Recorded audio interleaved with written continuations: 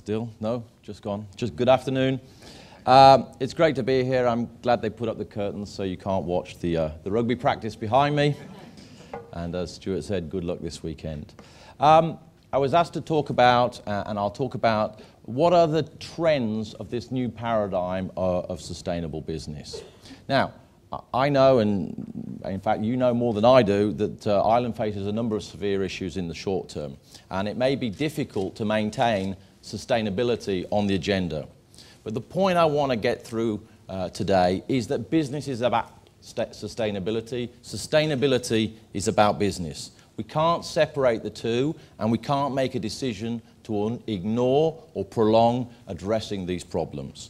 The key, though, is not to look just at the short-term issues, but to see beyond and to start investing and operating against the key long-term trends.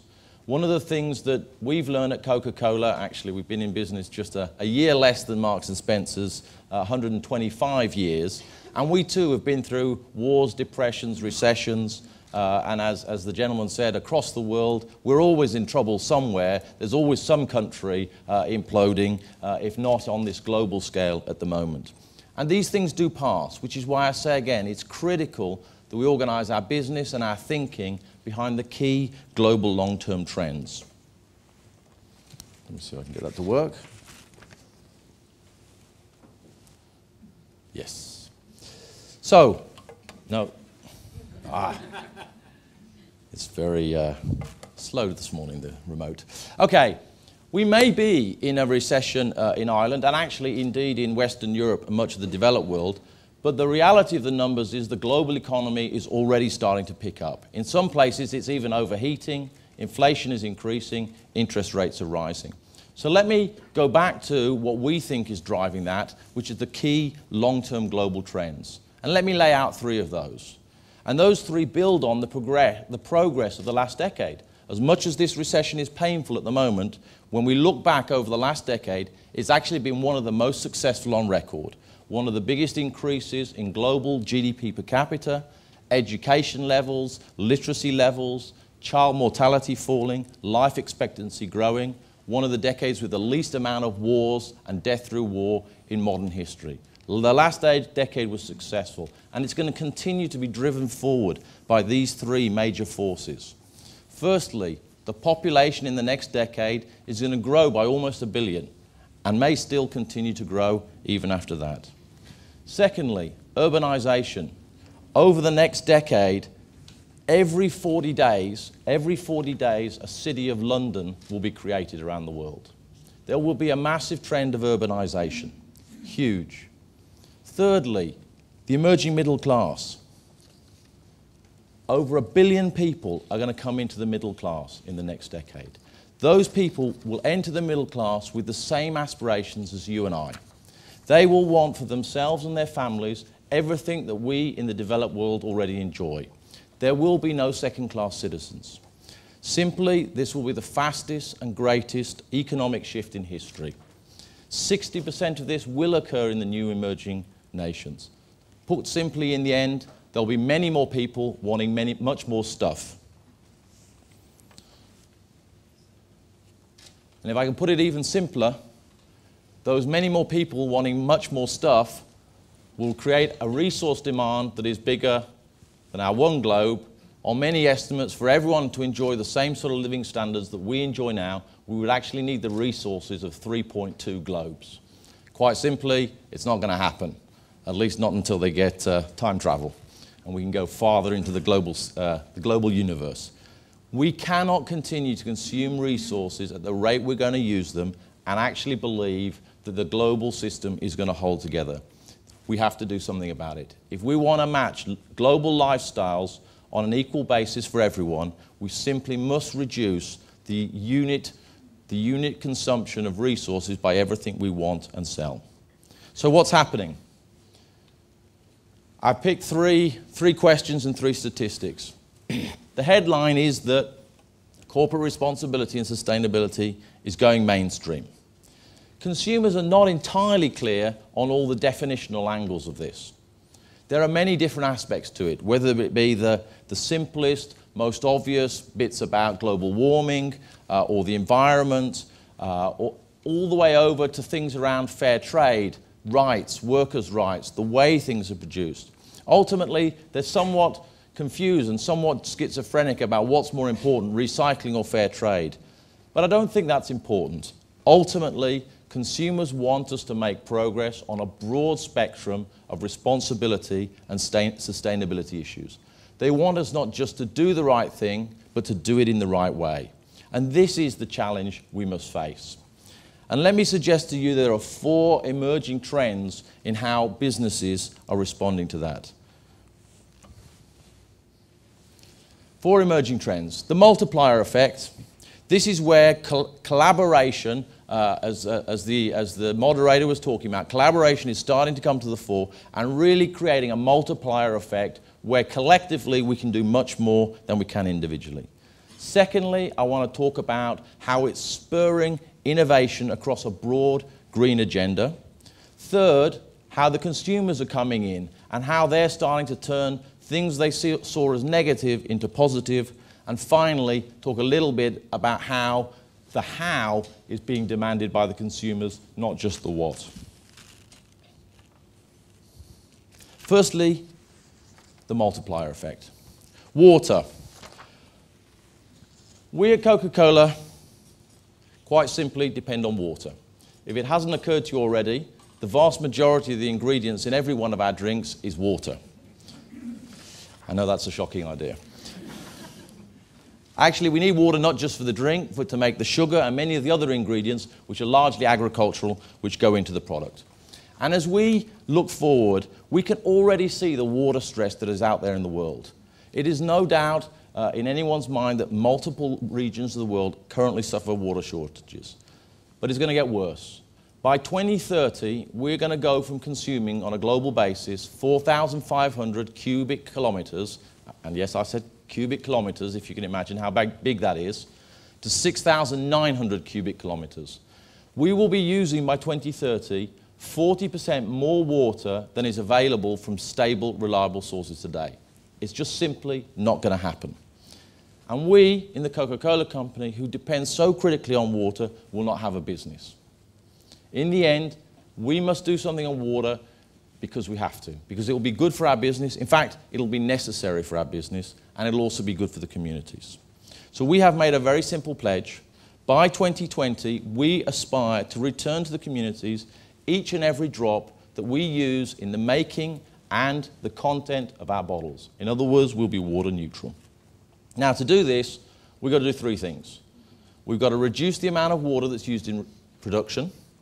We've got to recycle the water that spills out of production.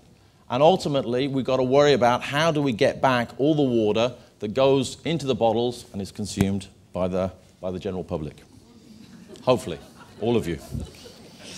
So, reducing. That is the age-old management challenge of getting your house in order. It's efficiency. By 2012, we will have improved our water efficiency by 20%. So we can clearly find a path, after even 125 years of being in business, of being much more efficient on our water usage within the plant. But we can do better than that, because there's still water that's used in production that spills out and was historically let go into the municipal systems. By the end of this year, every plant in the Coca-Cola system worldwide will have wastewater treatment plants such that all the water that comes out of our plants goes back to the community fit for aquatic life and can be used by the community in any way we see fit. And even that isn't enough, because we know that that won't take into account all the water we use in our product. And because it's such an important commodity, we therefore see that the only way forward is to work on replenishment. Replenishment has many angles, and in fact, we've teamed up with a number of NGOs, whether that's the World Wildlife Fund, WWF, to work on replenishment across 7 of the major aquifers in the world to really increase the efficiency by which rainwater re-enters those aquifers, or somewhere like Africa.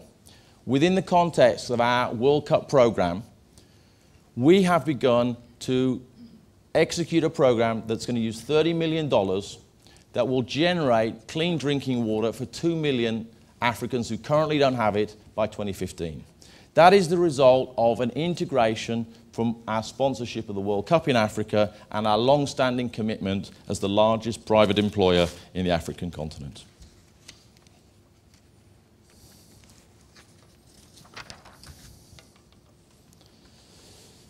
Second major trend, driving green innovation. We must drive green innovation. There is no doubt that all the solutions do not exist today. We must bring new thinking to bear. And let me talk to you about 3 examples. Firstly, here in Ireland, our bottling company, Coca-Cola Hellenic, has recently built a new plant, including a combined heat and power plant. This combined heat and power plant, the technology of it will mean we will reduce our carbon emissions by 65% compared to a normal plant, the equivalent of removing 750 diesel cars from the road. So it is possible to make some really substantive changes in the output of our carbon emissions, even for a business that is relatively stable and simple. Secondly, cold drink equipment, as we call it, fridges. That's the piece of equipment you see in a store that holds the cold bottles of Coca-Cola. This is actually the source of our biggest emissions within our business system. And we've done 2 things. One, we've found and invented a neat little device that, when installed on the equipment, will reduce the energy use by 35 to 40%. And secondly, we've been working with a number of other partners, including Greenpeace, teaming up with NGOs to develop technology that will take all HFCs out of the cooling equipment. And this requires new technologies on the compressor, a non-HFC compressor, whereby only a company like Coca-Cola that's able to order product at such scale can we effectively create a new industry of HFC-free coolants. Third, recycling. Now, we've been in the recycling business a long time because essentially it's very simple. The less material we use in packaging, the cheaper it's going to be for us. And in 1967, we produced the first recyclable can. It's very simple. The less material we use, the easier it gets. You may remember from your childhoods the clunky heavy cans that we commonly use for beverages. Today, we've got that down to the width of a human hair. The wall of the can is now the width of a human hair. That's great for us. It costs less. It's great for the environment. When we tried that on plastic bottles, we used less and less plastic, but ultimately they got so thin, the consumers started to hate the fact that the bottles got all floppy.